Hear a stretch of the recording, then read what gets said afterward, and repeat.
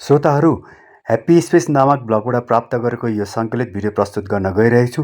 यो भिडियोमा उहाँले बस्तीको जीवन आफ्नो घरमा पालिएको पशुको बच्चाहरूसँग लिएर यापन गरेको छ। खुबै रमाइलो र खुबै चाखलाग्दो छ। तपाईँहरूले पनि हेर्नुहोस् कसरी एउटा सुँगुरको पाठा, एउटा बाख्राको पाठा र भैँसीको पाठा लियो, आफ्नो उहाँलाई काम सकाइरहेछ। आउनुहोस् भिडियो सुरु गरौँ। त साथीहरू हेर्नुहोस्, जङ्गलमा काटिएको दाउरालाई आफ्नो साथीहरू 3 जना बाख्रा, सुँगुर अनि भैँसीको पाडालाई पनि आफूलाई सहायता लिने क्रममा पहिलोपल्ट बाख्राले आफ्नो ढाडमा यो काटिएको हाँगा बोक्यो। अनि हेर्दै हेर्दै फेरि सुँगुरको बच्चाको पाला आयो। ऊ बच्चा पनि आफ्नो ढाडलाई समर्पण गर्दै आफ्नो भारी लिन तयार छ। सुँगुरको बच्चा एउटा नानी भएकोले गर्दा उसलाई चिडचडा हुन्छ।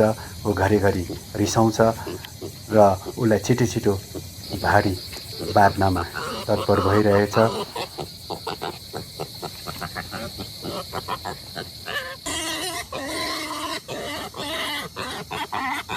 र यसरी अब पालो आएको छ भैँसीको पाडाको, जो एकदमै शान्त स्वभावको छ। ऊ चुप्पो लागेर आफ्नो भारी लिइरहेको छ र यसरी नै जङ्गलको काम सिद्ध्याएर उहाँहरू चारैजना घरतर्फ लागिरहेको छ।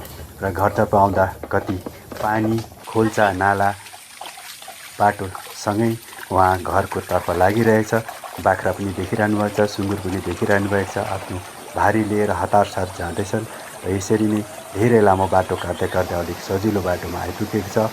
अगाडि भैँसीको पाडा, सुँगुरको बच्चा अनि बाख्राको पाडा र यो 4वटा भारी लिएर उहाँहरू घरतर्फ आइपुग्नु भएको छ र घरको सजिलो एउटा सानो बाटो गोरेटोमा आइपुगेको छ। सबैजना आफ्नो कामलाई ध्यानपूर्वक लिएर आइरहेको छन् र यसरी हिलो बाटोलाई अँगाल्दै उहाँहरू घर पुग्न आँटेको छ। यसरी आफ्नो घरमा पालेको पशुहरूले पनि कति सहायता गर्दा कति मायालाग्दो र अनौठो लागेन दर्शकहरू तपाईँहरूलाई?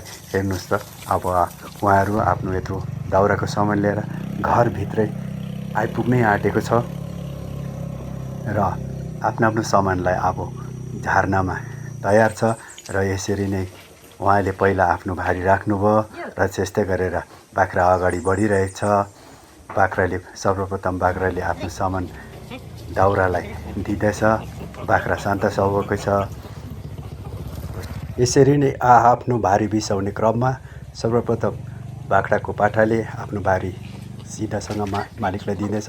त्यसरी नै सुँगुरको पाठालाई अब बोलाइरहेको छ। उसलाई हतार छ, ऊ चिडचिड गर्छ, उसलाई भोक लागेको छ, उसलाई खेल्नु परेको छ र उसको पनि आफ्नो बोझ हल्का गरेर उसलाई पनि अब खेल्न तयार छ। त्यसरी नै क्रमैसँग भैँसीको पाठाले पनि आफ्नो सामान मालिकलाई दिन्छ र यी 3वटा वस्तुहरूले आफ्नो मालिकलाई सघाउ गरेर आज खुसी भएका छन्। श्रोताहरू, यो भिडियो कस्तो लाग्यो कमेन्ट गर्नुहोला। धन्यवाद।